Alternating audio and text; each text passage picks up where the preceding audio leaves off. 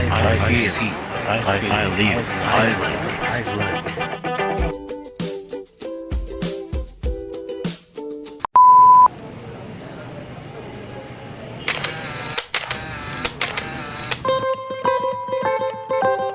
Mga kainis vlog, andito po ako sa Naga City Hospital. It's Monday. It's March 8, 2021. At mayroon ako sinama isa sa mga senior. At kita nyo naman, ang dami ng mga pasyente as of past na papa-clean siya ng kanyang sugat dahil doon sa accident ng screwdriver sa kanyang kalimutan. So, hintayin lang natin kung ilang oras siya mag-stay dito.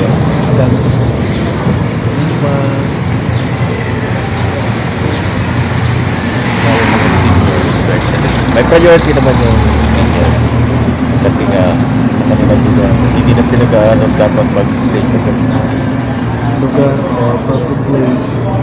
Dahil nga sa COVID-19 protocol for their safety na rin.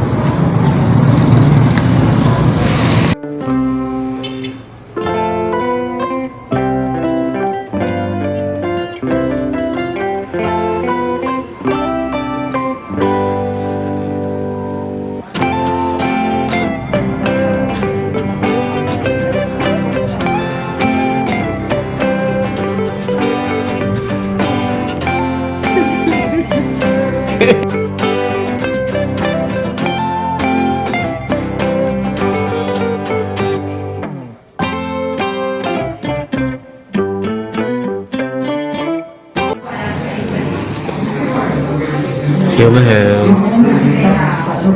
Ang laki na ng pinagbago ng Naga City Hospital. Oh. Dati ako nag-duty dito sa rescue. Kasama ko sila. Yan. Andito na. Okay na. Muna kami. Ayan. Executed. Bibili ng gamot. Cloxacillin. 14 days extension para as pain reliever. 2 hours tapos din.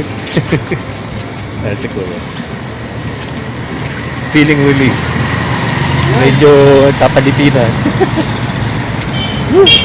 Gabi. Gabi.